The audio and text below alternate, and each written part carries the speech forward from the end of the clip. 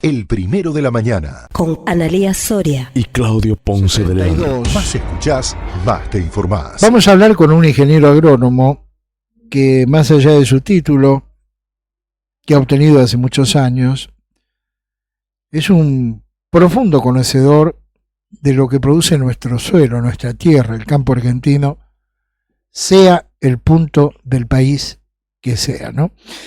Y me interesa hablar porque quiero conocer y trasladarle a los oyentes qué tipo de impacto puede tener este acuerdo comercial alcanzado con los Estados Unidos, del cual el presidente Milei va a volver a viajar a los Estados Unidos para su firma, teniendo en cuenta que históricamente nosotros venimos siendo países exportadores, esto ya lo dije hoy temprano, de materias primas, pero no de manufactura, ¿no? Es decir, históricamente, y esto es una metáfora, exportamos la harina para que nos vendan el pan ya terminado.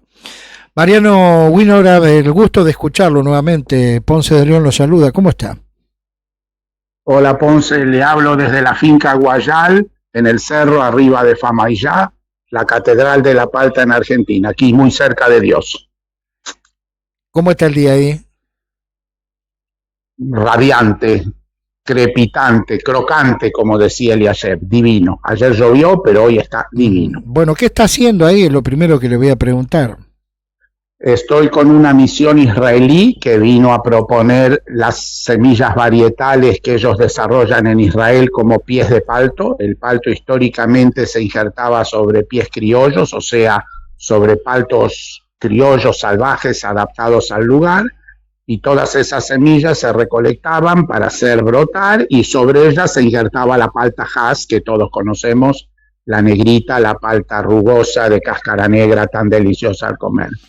Eso generaba huertos desparejos, unas plantas más grandes, otras más chicas, con más hojas, con menos hojas. Entonces ahora poco a poco la fruticultura mundial va buscando mayor homogeneidad, mayor precocidad, una planta más compacta, más plantas por hectárea, más rápida entrada en producción. Y estos israelíes venían vendiendo esas semillas de palta en Perú, en Chile, los países palteros, y ahora este año desembarcaron en Argentina. Así que arrancamos en Jujuy el miércoles y damos toda la vuelta hasta Posadas y luego seguimos a Paraguay a lo largo de 10 días aprendiendo, enseñando, discutiendo acerca de la palta. Bien.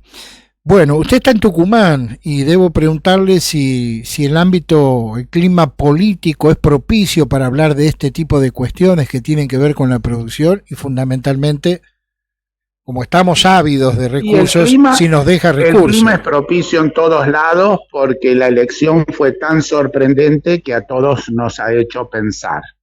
Evidentemente hay un voto joven, hay un voto obrero que ha decidido renunciar al peronismo. Aquí ha pasado algo. Así como el 16 de octubre del año 45 pasó algo que nadie esperaba, porque Perón le escribió a Evita que se iban a ir a un ranchito en la montaña a comer tortas fritas, y resulta ser que Cipriano Reyes y sus muchachos cambiaron la historia. Aquí entendemos que son los jóvenes, todavía no sabemos bien quiénes son, pero sabemos que no hubo fraude y que una multitud del pueblo argentino decidió que apretando los dientes había que seguir para adelante. Bien. Dentro de lo cual el salvavidas de Donald Trump tuvo bastante que ver, porque si el salvavidas de Donald Trump no permitía llegar a la elección de ese domingo y el dólar se iba al carajo 10 días antes, a la elección no llegábamos a, en fin, podía ganar el Partido Obrero, pero no es lo que ocurrió. Usted es un profundo conocedor. Bajó el dólar, se estabilizó la Argentina y pur si muove, acabamos. Decía usted es un profundo conocedor del mercado interno, del consumo. ¿Vale la pena invertir hoy en Argentina? ¿No hay temor ya de hacerlo? ¿Hemos roto, digamos, esa suerte de maldición que hemos tenido hasta las elecciones? Bueno, esa maldición incluye que nosotros tenemos 400.000 millones de dólares en los colchones, o sea que en alguna medida la maldición somos nosotros mismos, no por desidia, pereza o antipatriotismo, sino por aprendizaje con el lomo. Tenemos el lomo lleno de cicatrices. Ahora, Si la gente piensa que en los próximos 4 o 5 años el dólar no es una alternativa, sino que lo mejor es invertir, bueno, acá sí que se puede producir una revolución porque la Argentina está muy desinvertida, tanto en la cordillera en comparación con Chile y Perú de grandes empresas mineras, como en todos lados, que está muy atrasada la Argentina en tecnología, en inversión, en el conurbano, en infraestructura, en comunicaciones, en todo. Está muy atrasada la Argentina. Hay barrios de Buenos Aires que no, que están muy adelantados. Puerto Madero se parece a Chicago, pero La Ferrere no. La Ferrere no se parece ni a New Jersey. Entonces, en fin, si los jóvenes consideran que no es una buena idea irse a España, ni a Israel, ni a Estados Unidos, sino que lo que mejor pueden hacer es desplazarnos a los veteranos de guerra que ya venimos con 1000 batallas. Si los veteranos de guerra, en vez de hinchar las pelotas sobre que el pasado fue mejor, podemos articular con los jóvenes hacia el futuro, yo voté a Milei tan solo en el 23, en la segunda vuelta. Hasta entonces no lo veía como una oportunidad. Y voy a confesar que en la elección de hace 2 semanas atrás yo no lo voté, porque no me gustaban sus exabruptos, porque me gustaba el juez Lijo, porque no me gustaba Cuader, porque no me gustaba Esper, pero evidentemente a la mayor parte de los argentinos el horror del riesgo de que volviera el kirchnerismo, Cristina bailando en el balcón, pudo más. Seguramente a la mayor parte de los argentinos Cuader y Esper no le gustan mucho, ni siquiera Lijo, pero evidentemente con algún criterio de borrón y cuenta nueva, que a veces es necesario, ¿no? Porque cuando echamos al virrey Cisneros, o cuando echamos a Rosas, o cuando echamos a Perón, en fin, el general Lonardi propuso ni vencedores ni vencidos, era la propuesta de la Revolución Libertadora, lamentablemente no le hicieron caso y se produjeron los fusilamientos de José León Suárez. En algún momento tenemos que hacer una amnistía. En todos los países del mundo que lograron salir de una catástrofe fue porque en algún momento hicieron una amnistía honesta, con algún castigo, con algún culpable y con algún indulto. De esas que miran para adelante. Y a quién no. ¿Cómo le cae este acuerdo que va a firmar el presidente con los Estados Unidos? Que no es el NAFTA ni el ALCA. Sabe que hay mucha resonancia en su ambiente y le estoy oyendo un poquito mal. Si me puede hablar o más cerca al micrófono, con menos resonancia, le voy a entender mejor, porque si no estoy adivinando sus preguntas. Le pregunto cómo le cae este acuerdo bilateral con los Estados Unidos.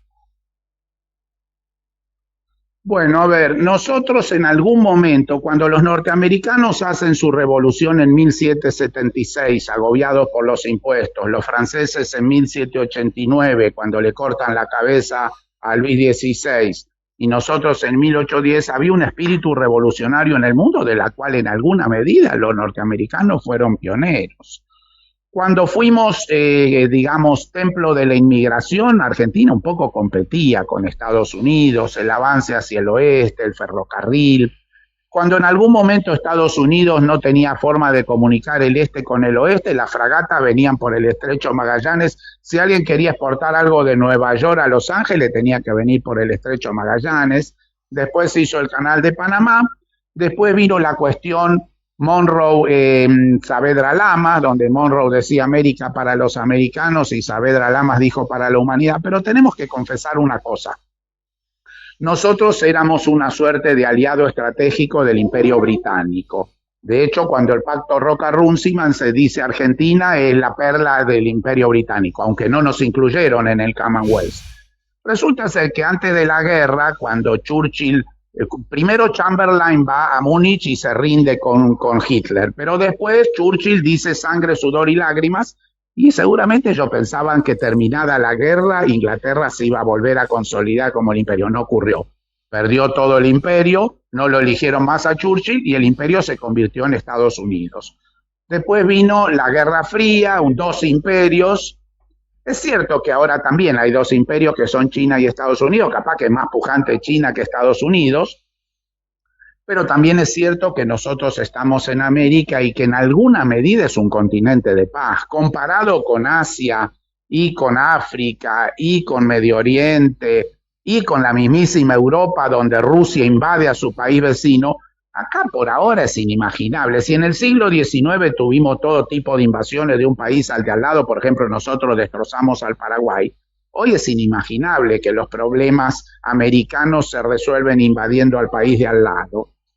Entonces tenemos algunas virtudes, tenemos esta cosa inmigrante donde tenemos la convivencia de indios, judíos, gallegos, árabes. Acá tenemos una enorme virtud.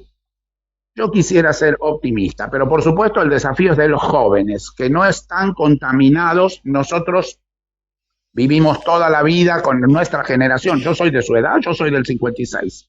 No, usted me lleva varios todavía. No mucho. Bueno, entonces probablemente yo estoy más contaminado de peronismo, gorilismo, porque nací en el 56, usted un poquito menos, pero bastante también. Ajá. Yo estuve en el tiroteo de 6 en el 73. Y yo algo contaminadito estoy ya, qué sé yo. Pero los chicos ya eso no les dice nada. Entonces hay una apuesta. A los chicos la verdad que la cuestión peronismo, antiperonismo, que terminó de desamarrear por última vez Kirchner y Cristina, no les dice nada. Están buscando por otro lado. Bueno, pero digamos, si se quieren quedar en Argentina, nos ayudan. Si se quieren ir todos a Estados Unidos, Israel o qué sé yo, o El Salvador, nos hacen un buraco, porque si nos quedamos sin chicos, aunque siempre acá pueden venir inmigrantes, pueden venir chicos inmigrantes, capaz que vienen, así como vinimos otrora gallegos, turcos y judíos, capaz que ahora vienen africanos o vaya a saber, o de la isla de Ceilán, qué sé yo. Pero digo, el acuerdo a uno de los sectores que podría favorecer es a los sectores del campo, teniendo en cuenta que se habla de poder exportar sin aranceles algunas materias primas que tienen que ver con lo producido en la tierra argentina, ¿no? A ver, nosotros en el campo tenemos una enorme potencialidad, porque cuando yo me recibí de agrónomo en el 79 y después vino Alfonsín, la Argentina producía 30 millones de toneladas de granos y cereales y oleaginosa que no valían nada, valían $100 la tonelada. Después aspiramos a llegar a 150 y casi los arañamos, de un producto que valía entre 300 y $500 la tonelada. Así que multiplicamos por 4, a veces 5 la producción y por 2, 3 o a veces 4 el valor. Eso ocurrió en el agro. Seguíamos con una cordillera un poco olvidada en comparación con los vecinos y ahora el gobierno de Milei puso todo el foco en la cordillera y sigue aplicando retenciones al agro porque tal vez con alguna prudencia, cautela o cobardía considera que es más segura la minería, que no depende de la lluvia o de la helada, que el agro, que finalmente cada tantos años tenemos una sequía y hay una caída de producción. Eso es cierto. También es cierto que la caída de producción se debe a insuficiente inversión tecnológica. Argentina no riega nada, Argentina no produce legumbres, Argentina está esencialmente sojizada, Argentina no hace las rotaciones que requeriría la siembra directa entre soja y gramíneas. Así que un agro totalmente distinto, modelo paraguayo, sería un agro con muchísimo más recurso, con muchísima más creatividad y con muchísima más tecnología. En nuestro caso, la creatividad argentina de atar con alambre tuvo que suplir la rentabilidad. Entonces somos muy creativos, pero estamos a la mitad de la productividad que debiéramos. Y eso se ha exacerbado en los últimos 30 años, donde Perú, que era un país azotado por el narcotráfico y la guerrilla, hoy es la locomotora mundial de la fruticultura. Brasil, que era un país del samba y el carnaval, es un país hoy locomotora mundial de la producción de proteínas, tanto de leguminosa como de carne. Y Paraguay, que era un país que devastamos, arrasamos en un genocidio en la guerra del Paraguay, bueno, hasta 1980 era un país bastante modesto, y hoy es un avión. Así que nos toca despegar a nosotros, estamos carreteando. Por último, usted está en Tucumán, reitérenos el raíz de charlas, de conferencias que está haciendo en los próximos días. Los próximos días seguimos viaje, terminamos en Tucumán hoy a la tarde, ahora estamos en Guayala, a la tarde vamos a un vivero de paltas que frente a al tope al que llegó el limón y cierta crisis de retroceso, Tucumán hoy está hablando de café, vino Café Martínez de Mar del Plata a decir que Argentina necesita producir café, es un interrogante, todavía no está cierto. Palta, Nosotros vinimos por Palta, de café. En este caso yo sé de otras cosas, pero en este caso estamos concentrados en Palta. De aquí seguimos a Empedrado, Bellavista, Posadas, a ver la cuestión paltera por allí. Y de ahí nos cruzamos el puente de Posadas a Encarnación y nos vamos a desarrollar la palta en el Paraguay. Corrientes, Misiones y Paraguay. Muy bien. Exacto. Mariano Winograd con nosotros. Mariano, como siempre, muy gentil, muy atento con nosotros. El gentil es usted por llamarme, Ponce. Abrazo a usted, a la señora y a todos, Pilar. Hasta Muchas cualquier gracias momento. desde Tucumán. El primero de la mañana. 100% periodismo.